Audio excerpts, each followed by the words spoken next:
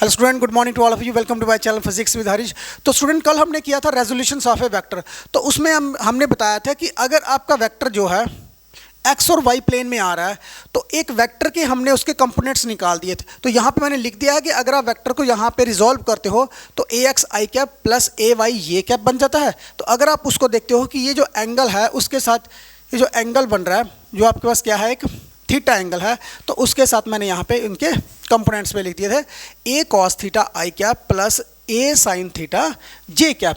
तो अब student, let us suppose that कि अवर वेक्टर जो है, अगर हमारा कोई वेक्टर जो है वो 3D में आ रहा है, मतलब एक्स वाई और जेड प्लेन में आ रहा है, तो फिर उसको हम किस तरह से रिजॉल्व करेंगे। तो देखते हैं आगे। अगर आपके पास यहाँ पे ये वेक्टर जो है वो एक्स वाई और जेड में आ रहा है, तो आपको पता है कि आई वाली साइड तो आपके पास आ गया, एक्स वाली साइड आई कैप और वाई वाली साइड ये कैप और जेड वाली साइड आपके पास कौन सा आएगा, के कैप। ओके, तो अब बच्चों यहाँ पे अगर हम इसको 3D में लिखेंगे तो फिर हम यहाँ पे देखो किस तरह से लिख सकते हैं एक वेक्टर को, a x i cap plus a y j cap plus a z k cap. Means एक वेक्टर को हम रिजॉल्व कर सकते हैं इन एक्स वाई जेड में। उसके जो हमारे पास कंपोनेंट आएंगे वो क्या आएंगे आपके पास, a x i cap plus A Y ये cap and A z k cap. तो बच्चों यहाँ तक ये चीज़ क्लियर है। अगर हम यहाँ पे इसके मैग्नीट्यूड को देखें तो मैग्नीट्यूड किस तरह से आपके पास आएगा। तो स्टूडेंट्स, मैग्नीट्यूड में हम क्या करते हैं कि सिंपली यहाँ पे ए जब निकालेंगे तो आपके पास रूट में ये आ जाएगा आपके पास ए का स्क्वायर प्लस ए वाई का स्क्वायर प्लस ए जेड का स्क्वायर। तो बच्चों ये आपके पास आया यहाँ पे किसका, ए का magnitude when the vectors in X Y Z plane में। तो यहाँ तक बच्चों ये चीज़ क्लियर है। अच्छा, अब बच्चों अगर हमने यहाँ पे देख लिया भाई कि हमारे पास जो वेक्टर है उसके हमने कंपोनेंट्स भी निकाल दिए, क्लियर।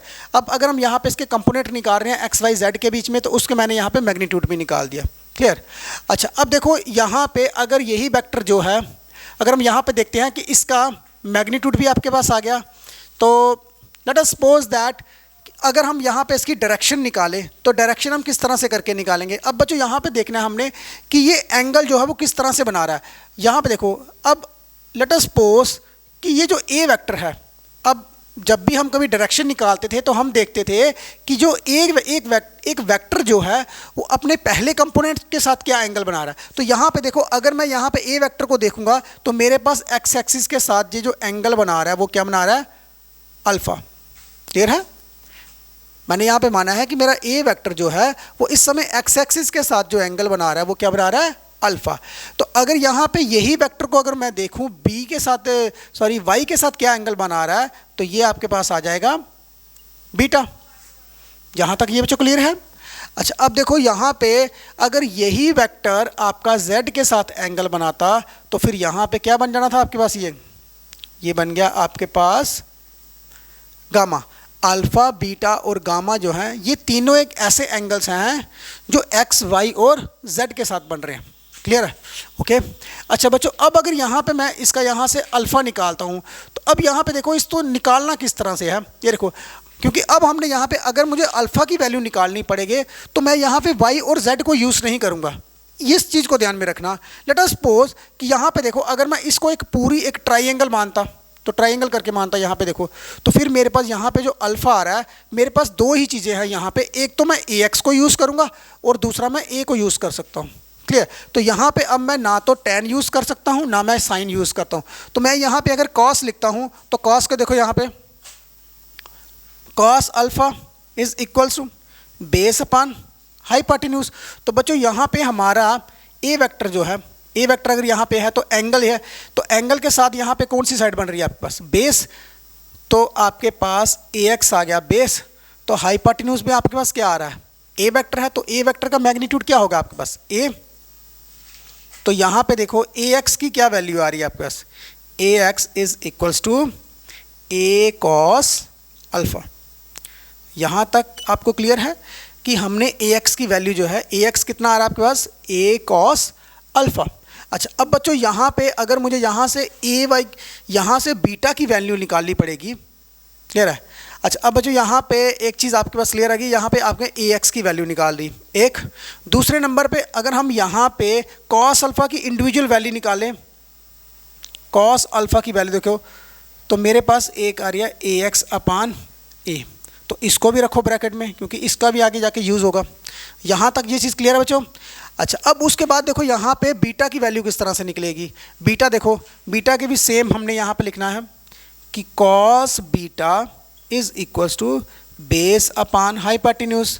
तो यहाँ पे बेस आपका कितना आ रहा है ए वाई, हाइपोटेन्यूज ए, तो यहाँ से आपके पास ए वाई की वैल्यू निकल जाएगी ए कॉस बीटा।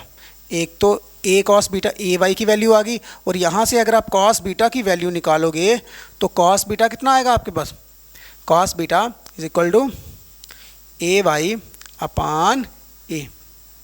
ये चीज़ क्लियर है। ओके तो अगर हम यहाँ पे अब थर्ड की वैल्यू निकालते हैं, थर्ड की वैल्यू यहाँ पे देखो अब सिमिलर है यहाँ पे, तो कॉस गामा की वैल्यू कितनी आएगी आपके पास, यहाँ पे देखो ए z upon A.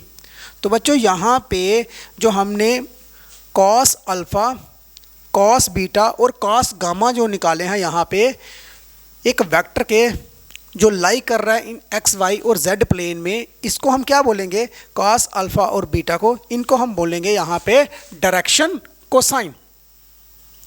These are also known as direction cosines. ये चीज़ क्लियर है। ये आपके पास कॉस अल्फ़ा, कॉस बीटा और कॉस गामा जो है ये क्या होंगे आपके पास, डायरेक्शन कोसाइंस। तो अच्छा अब बच्चों यहाँ पे एल एम और एन के साथ हम इनको डिनोट करते हैं। डायरेक्शन कोसाइंस को हम किस तरह से डिनोट करते हैं, एल एम और एन के साथ। अगर मैं यहाँ पे एल लिखता हूँ तो एल मेरा क्या आ जाएगा, यहाँ पे देखो कॉस अल्फ़ा, एम को देखो कॉस बीटा, एन आपके पास आएगा कॉस गामा। ये चीज़ क्लियर है। L M N are also known as directions cosines. Clear है। तो यहाँ पे मैंने लिख दिया है एल आपका कितना आया यहाँ पे, L is equals to cos alpha, M is equal to cos beta and N is equal to cos gamma. अच्छा अब बच्चों यहाँ पे मैं क्या करता हूँ, इन टर्म्स को ना स्केयरिंग और एडिंग करता हूँ। यहाँ पे आपके पास यहाँ पे जो ए बी और जो सी आ रहा है आपके पास यहाँ पे, इनको मैं क्या करूँगा, एक तो स्केयरिंग करूँगा और दूसरी एडिशन करता हूँ। तो लिखो यहाँ पे squaring and adding we get. अब देखो यहाँ पे हमें क्या मिल रहा है, यहाँ पे एल का स्क्वायर, एम का स्क्वायर और एन का स्क्वायर। तो अगर ये यहाँ पे मैं एल का स्क्वायर करता हूँ तो मेरे पास क्या आ रहा है, cos square alpha plus cos square beta plus cos square gamma. ये चीज़ क्लियर है। मैंने सिंपली क्या किया है, स्केयरिंग भी की है और साथ में मैंने इनकी एडिशन भी कर दी है। अच्छा अब बच्चों यहाँ पे देखो आपके पास इस चीज़ को यहाँ पे देखो कि cos square alpha, cos alpha की मेरे पास वैल्यू है, कॉस अल्फ़ा की मेरे पास वैल्यू जो है वो क्या है, ए एक्स अपान ए। तो अगर मैं यहाँ पे इसकी वैल्यू पुट करता हूँ तो मेरे पास यहाँ पे ए एक्स अपान ए का क्या आ जाएगा, होल स्क्वायर। कॉस बीटे की देखो यहाँ पे कॉस बीटे की वैल्यू है आपके पास ए वाई का स्क्वायर अपान ए, तो यहाँ पे इसका क्या आ जाएगा, होल स्क्वायर। और थर्ड देखो मेरे पास आ रहा है ए जेड अपान ए का होल स्क्वायर। ये चीज़ क्लियर है बच्चों। अच्छा अब देखो यहाँ पे इसको आगे फर्दर सॉल्व करो तो मेरे पास यहाँ पे आएगा ए एक्स का स्क्वायर अपान ए का स्क्वायर प्लस ए वाई का स्क्वायर अपान ए और ए जेड का स्क्वायर अपान ए का स्क्वायर।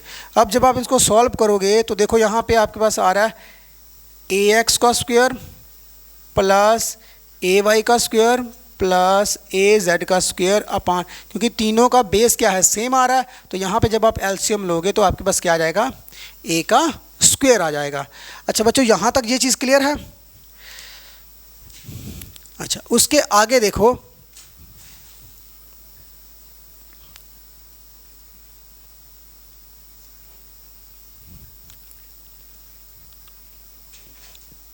अच्छा, अब बच्चों हमारे पास यहाँ पे आ रहा है, एक तो आ रहा है ए एक्स का स्क्वायर प्लस ए वाई का स्क्वायर प्लस ए जेड का स्क्वायर, और यहाँ पे नीचे आ रहा है आपके पास ए का स्क्वायर। अब बच्चों यहाँ पे देखो ए का स्क्वायर आ रहा है।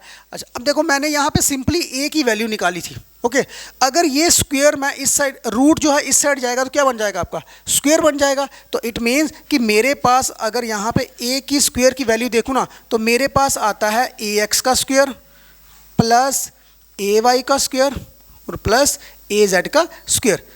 ओके, अब मैं यहाँ ए स्क्वायर की जो वैल्यू है मैं इसको कहाँ पे पुट करूँगा, इस पॉइंट पे, क्योंकि मेरे पास यहाँ पे ए स्क्वायर नीचे आ रहा है। तो ए स्क्वायर की जब आप यहाँ पे वैल्यू पुट करोगे तो आपके पास क्या आ जाएगा, ए का स्क्वायर, ए वाई का स्क्वायर और ए जेड का स्क्वायर। ओके, अब जब इनको सारा का सारा ये कैंसिल होगा और किसके इक्वल में आ जाएगा, 1 के। तो यहाँ से बच्चों आपके पास क्लियर हो गया कि हमारे पास एल का स्क्वायर, एम का स्क्वायर और प्लस एन का स्क्वायर जो है वो किसके इक्वल में आता है, 1 के इक्वल में। तो यहाँ पे हम लिख सकते हैं sum of square of direction cosine, sum of square of direction cosines is equals to 1। ये चीज़ क्लियर है बच्चों। बड़ी बार ऑब्जेक्टिव में पूछते हैं कि अगर आप डायरेक्शन कोसाइन का एडिशन और स्केयरिंग करते हो तो वो किसके इक्वल में आते हैं, तो हम बोलेंगे यहाँ पे वो किसके इक्वल में आएंगे, 1 के इक्वल में आएंगे। अब बच्चों यहाँ तक आपके पास ये चीज़ क्लियर होगी। अच्छा, नेक्स्ट देखो यहाँ पे, अगर अब यहाँ पे आपने एक चीज़ तो कर दिया कि आपके पास अगर एक वेक्टर जो है ना वो एक्स वाई और जेड में, जेड प्लेन में आता है, तो आप उसको रिजॉल्व कर सकते हो इनटू इट्स रिस्पेक्टिव कंपोनेंट्स। अच्छा, अब अगर हमारे पास यहाँ पे वेक्टर की एडिशन करनी हो, यहाँ पे अगर हमें वेक्टर की एडिशन करनी हो और हमारे जो वेक्टर्स हैं वो 3D में हो, यार जो हमारे वेक्टर्स हों वो क्या हो, 3D में हो, तो उस केस में हम उनकी एडिशन जो है वो कैसे करेंगे, and to find its component. अब उनके हम कंपोनेंट्स जो है वो किस तरह से निकालेंगे।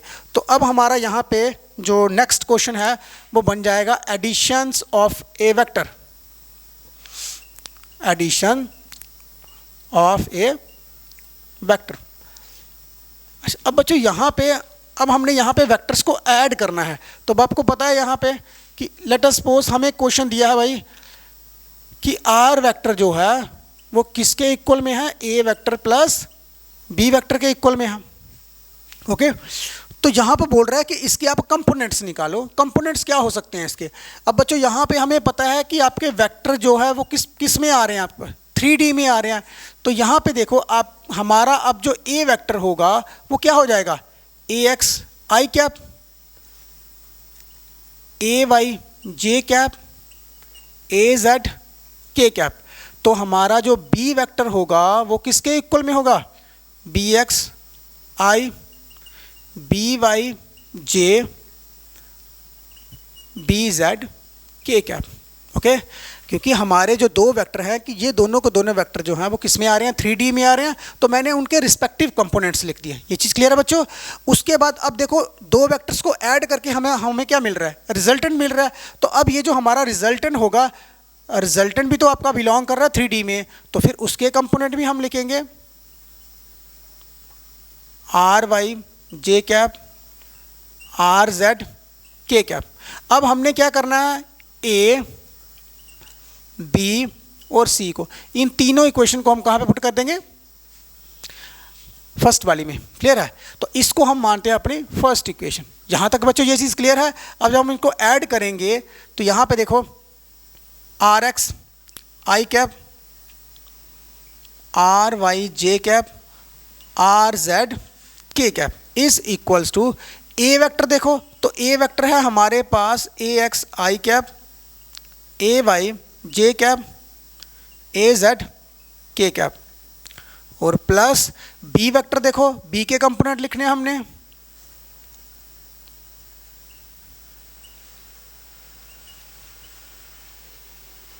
मैंने बस बच्चों यहाँ पे उनके रिस्पेक्टिव कंपोनेंट्स को लिखा है। अच्छा, अब देखो यहाँ पे अब यहाँ पे देखो आई कैप इसके साथ भी आ रहा हो, इसके साथ भी आ रहा है, तो आई कैप को कॉमन निकालो, ए x plus B x i cap, J cap को कॉमन निकालो, तो यहाँ पे देखो ए Y plus B y j cap. यहाँ तक क्लियर है बच्चों। अब के कैप को निकालो कॉमन, तो के में आपके पास आ रहा है ए Z plus B z k cap. यहाँ तक ये चीज़ क्लियर है। अब देखो हमारे पास लेफ्ट हैंड साइड में ये वाला वेक्टर आ रहा है और राइट हैंड साइड में हमारे पास ये वाला वेक्टर आ रहा है। अब हम क्या क्या करेंगे यहाँ पे, इक्वेटिंग